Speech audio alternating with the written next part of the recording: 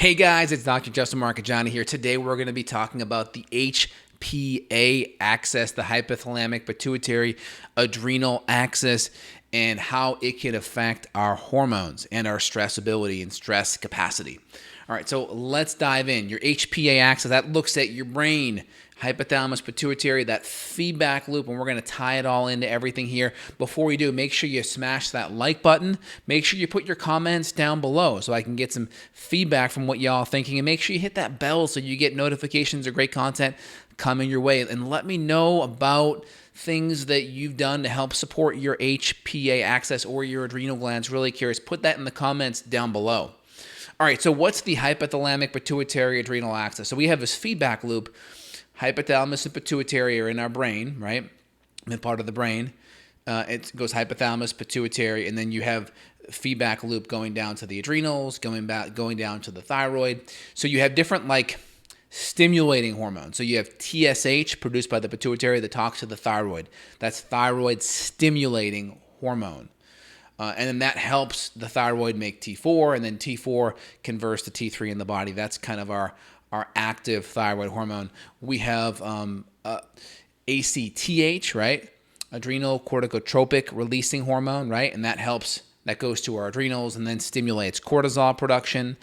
And then we have different feedback loops that go back up to the brain. So we have GnRH, which is produced by the hypothalamus that goes to the pituitary, and then our pituitary makes LH and FSH, which talk to our ovaries if we're a female, or LH to our testes if we're a man, and we make progesterone, estrogen, testosterone from it. So we have this beautiful feedback loop, and that feedback loop is also very sensitive to stress.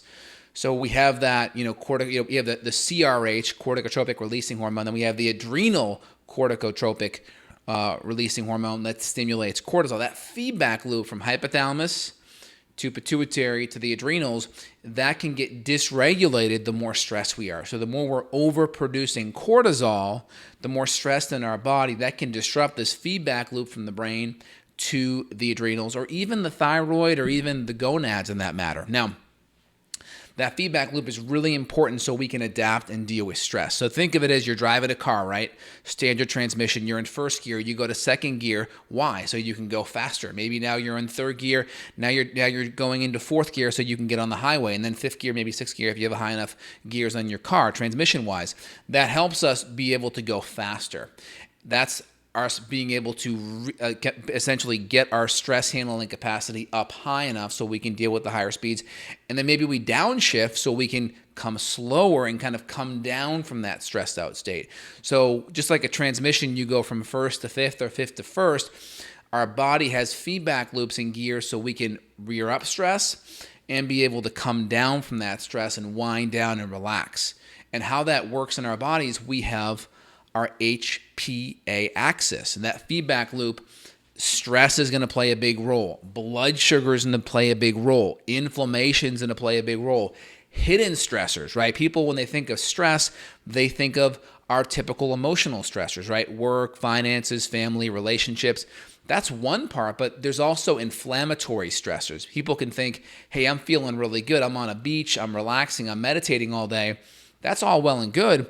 But if you're eating gluten, for instance, or casein protein, or artificial sweetener, or your blood sugar is going up and down because you're not eating enough protein and fat, that can be a big stress on your body, and you may not even know it. You may think, hey, I'm on this vegan, vegetarian kick, eating a lot of grains, very little fats and proteins. You may think that's great, but your body may not like that, and your blood sugar may be going up and down, and you'll be surging insulin up and then surging cortisol, adrenaline low. So these different swings can really put a lot of stress on the body.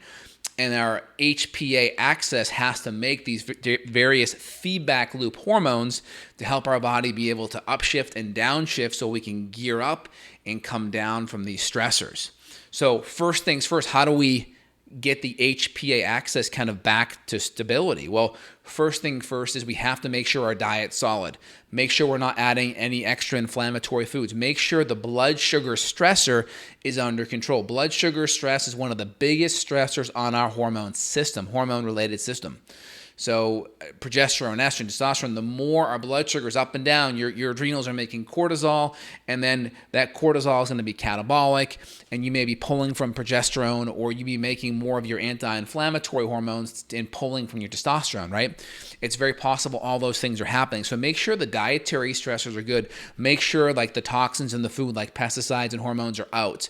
Make sure you're doing your best so you can sleep. Now, if your hormones are so messed up and you can't sleep well, you can't get to sleep or stay asleep, that has to be a top priority, because cortisol too high or too low could easily prevent you from winding down and going to sleep, or it could be too low where you're waking up in the middle of the night because of a low blood sugar drop, which is followed by your adrenals raising up cortisol and adrenaline. So it's very possible that could be happening as well, right?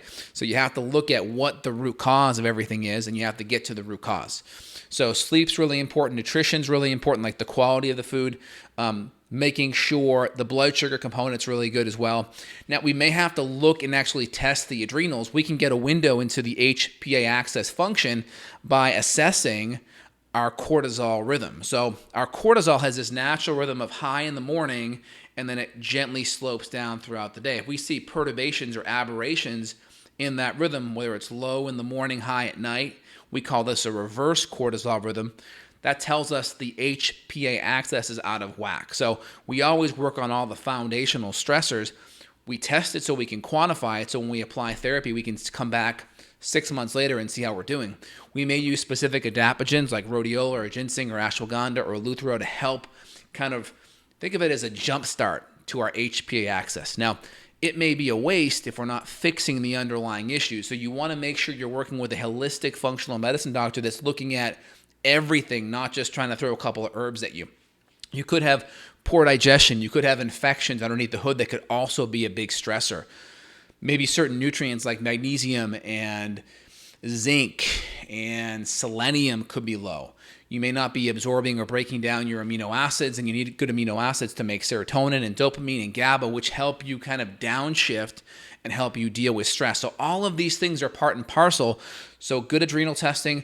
If you have adrenal issues, there could be a thyroid issue because TSH and the pituitary HPA axis is connected to the thyroid, right? We make TSH from the pituitary, which goes to the thyroid. We make TRH from the hypothalamus, which goes to the pituitary. We make adrenocorticotropic release hormone from the pituitary. We make GnRH from the pituitary, which talks to our sex hormones. So it's all connected. So if you want to dive in deeper, if you think you have a hormone issue or a stress issue and you're not quite getting to the root cause, feel free to reach out to myself, my colleagues below. If you're enjoying the content, let me know. Make sure you subscribe and let me know what you think about it as well. We're going to dive in and we're going to do a little live Q&A session for a few minutes before I have to jump off. A couple of questions. I'm going to try to go and stick to questions on the topic if we can. Dr. J, when you prescribe progesterone, what do you prescribe alongside it for estrogen clearance? It depends on what the hormonal profile looks like. So when I run the Dutch Complete test, we run 2-methoxy hydroxyestrogen, and that gives us a window of how good or bad our estrogen level or estrogen clearance is. I'll also look at pyroglutamate and sulfate, which will also give me a window into phase 2 detoxification, essentially, which gives us a window into hormone detoxification. So if those pathways are off, we may do calcium deglucarate or DIM or some extra fiber to help clear that. It's a great question, though. Excellent. Very good. Let me keep on rolling here.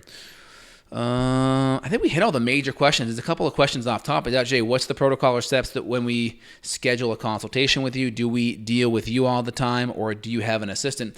It depends. I have a new patient coordinator that may deal with some new patient consults out of the gates, but then everything is shunted down to me. So if you want to work with me, you'll eventually get there, or you can schedule with me out of the gates. It'll say when you go to justinhealth.com/schedule, or just go to justinhealth.com, click the schedule button, and you'll see the appointment. It says, who you're dealing with. So it should be really clear on there. And then you work with me 99% of the time. All right. Excellent questions. So big thing is get tested. Don't guess, get tested, right? No guessing, get assessed so you know what's happening. Look at the various herbs that you can use to help support the HPA axis. Just don't do it in isolation. Don't do it by itself. Have a complete program that works on supporting that HPA axis, so you're not just getting better symptomatically, you're actually fixing the root underlying biochemical and physiological imbalances that could be driving the issues to begin with. So if you're enjoying the content, let me know down below. You guys have a phenomenal day. Take care. Bye, y'all.